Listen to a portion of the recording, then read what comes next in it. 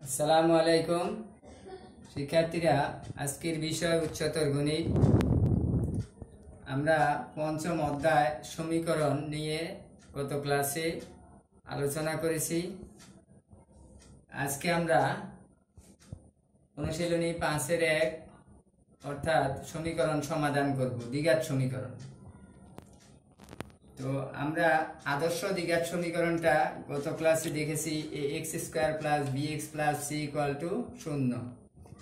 এই সমীকরণকে সমাধান করার সূত্র আমরা গঠন করেছি। আজকে আমরা সেই সূত্রকে প্রয়োগ করে ব্যবহার করে আমরা সমীকরণ সমাধান করব। দ্বিঘাত সমীকরণ, এক চলক বিশিষ্ট দ্বিঘাত সমীকরণ। অনুশীলনী 5-1-এ যে প্রশ্নগুলি আছে সবকটা হচ্ছে এক চলক বিশিষ্ট দ্বিঘাত সমীকরণ। তো 2 নম্বর প্রশ্নটা, প্রদত্ত সমীকরণ 3 - 4x - 2x² = 0। এই সমীকরণ যেই আকারে বা যেই অবস্থায় দেওয়া থাকুক না কেন, প্রথম কাজ হবে এই সমীকরণটাকে আদর্শ আকারে প্রকাশ করা। আদর্শ দ্বিঘাত সমীকরণটা হচ্ছে ax² + bx + c = 0, অর্থাৎ x এর চলকের উপর যে বর্গ থাকবে সেটা সবার আগে রাখতে হবে, তারপরে চলকযুক্ত পদটা মাঝে থাকবে, ধ্রুবক পদটা শেষে থাকবে, ডান পক্ষ 0 করতে হবে। এটা আদর্শ আকার। তো আমাদের সমীকরণ যেভাবেই থাকুক না কেন সেটাকে আমাদের এই সমীকরণের সাথে মিল করে সাজিয়ে নিতে হবে। তো এখন আমরা সেই আকারে সমীকরণটাকে সাজাবো, বা -2x² - 4x + 3 = 0। এই সমীকরণটা সমাধানের ক্ষেত্রে বাম পক্ষের যে দ্বিমাত্রিক রাশিটা আছে, 3 পদযুক্ত দ্বিমাত্রিক রাশি, যদি এই রাশিটার উৎপাদক আমরা করতে পারি তাহলে উৎপাদকের সাহায্যে আমরা সমাধান করতে পারবো। যদি উৎপাদক না হয় তাহলে আমাদেরকে ওই দ্বিঘাত সমীকরণের মূল নির্ণয়ের সূত্র প্রয়োগ করা ছাড়া আর কোনো উপায় নেই। আমরা সেই সূত্রটাই প্রয়োগ করব। আমাদের ওই সমীকরণের সাথে তুলনা করে এবিসি যে ধ্রুবক পদগুলি আছে সে পদগুলির মান কত আমরা সেগুলি দেখব আগে।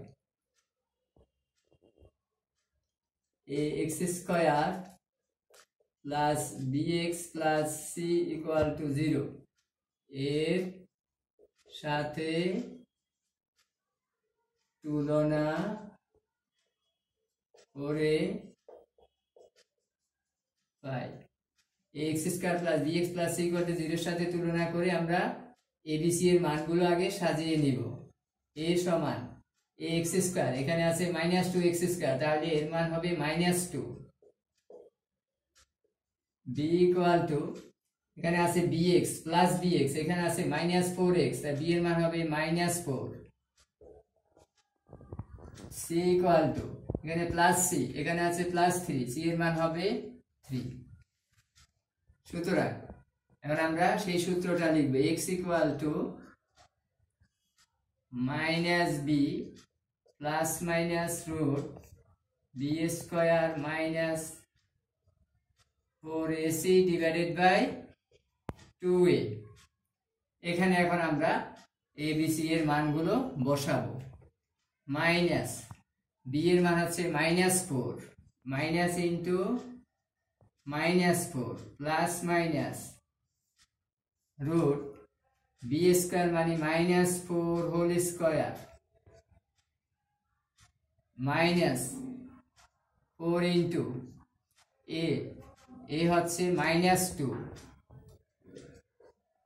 ইন্টু c হচ্ছে 3 ডিভাইডেড বাই 2a, এর মান হচ্ছে -2। তারপর সরল করব, এখানে হবে -4, মাইনাসে মাইনাসে +4 প্লাস মাইনাস রুট -4² করলে হবে 16, এখানে মাইনাসে মাইনাসে প্লাস, 4 আর 2 গুণ করলে 8, 3 দিয়ে গুণ করলে 24, 24, মাইনাসে মাইনাসে প্লাস 24 = -4 4 প্লাস মাইনাস রুট 24 আর 16 40।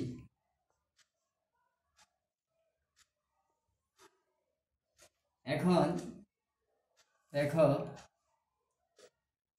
-4 4 প্লাস মাইনাস 40 কে আমরা লিখতে পারি 4 × 10। তাতে কি সুবিধা হবে? 4 পূর্ণবর্গ সংখ্যা, যার বর্গমূল আমরা করতে পারবো। -4 4 প্লাস মাইনাস 4 এর বর্গমূল করলে হবে 2 √10। তারপর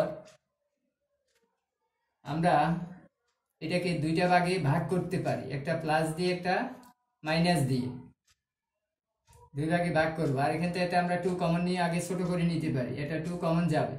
এই 2 প্লাস মাইনাস √10, 2 কমন নিলে 2 প্লাস মাইনাস √10 ডিভাইডেড বাই -4, 2 দিয়ে কাটা যাবে, 2 × 2 = 4। তাহলে কি থাকতেছে? -2 2 প্লাস মাইনাস √10। এখন এখানে দুইটা মান, একটা প্লাসে একটা মাইনাসে আমরা আলাদা করব। -2 আর উপরে হবে 2 প্লাস √10 কমা -2 আর এটা হবে 2 মাইনাস √10। এখন আমরা যদি ভাগ করি, যে 2 কে -2 দিয়ে ভাগ দিলে হবে কত? -1। আর এখানে হবে প্লাসে মাইনাসে মাইনাস √10/2, এখানে হবে -1, মাইনাস মাইনাসে প্লাস √10/2। এই দুটো হচ্ছে আমাদের মূল। এটা হচ্ছে সমীকরণের মূল নির্ণয় সমাধান।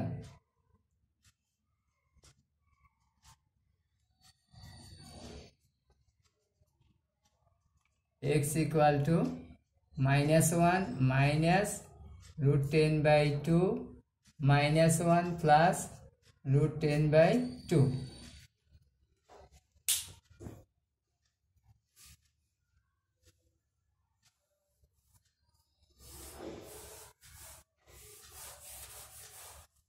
এরপর 9 নাম্বার প্রশ্নটা দেখি আমরা।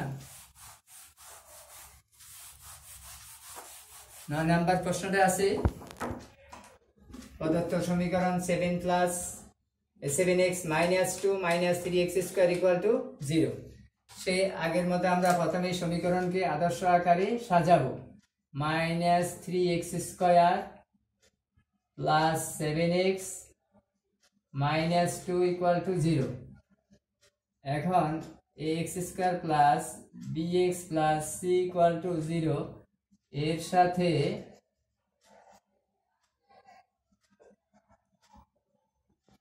তুলনা করে পাই a সমান -3,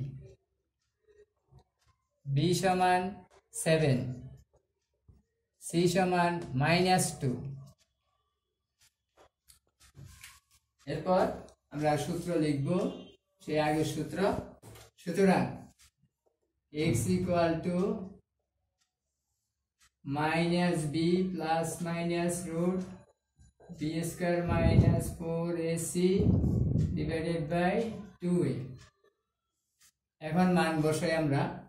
-b হচ্ছে কত? 7 প্লাস মাইনাস √7² -4 ইন্টু a হচ্ছে -3, ব্র্যাকেট অবশ্যই দিতে হবে, -3 ইন্টু c হচ্ছে -2,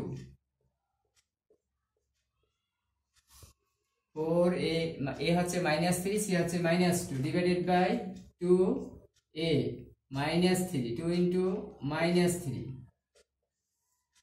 তাহলে এখানে হবে -6, -7 প্লাস মাইনাস রুট 7 স্কোয়ার করলে 49, এখানে 3টা মাইনাস গুণ করলে হবে মাইনাস 3 4 12, 12 দুগুণে 24, -6 -7 প্লাস মাইনাস রুট 49 থেকে 24 মাইনাস করলে হবে 25 ইকুয়াল টু -6 -7 প্লাস মাইনাস 25 এর বর্গমূল করলে হবে 5। এখন দুইটা মান আমরা আলাদা করব, -7 প্লাস 5/-6, -7 -5/-6 ইকুয়াল টু, এখানে থাকতেছে কত, -2/-6, এখানে থাকতেছে -12/-6। এখন আমরা ভাগ করব, ইকুয়াল টু মাইনাসে মাইনাসে কাটা যাবে, 2/6 মানে 1/3, এখানে মাইনাসে মাইনাসে কাটা যাবে, 12/6 মানে 2। নির্ণয় সমাধান,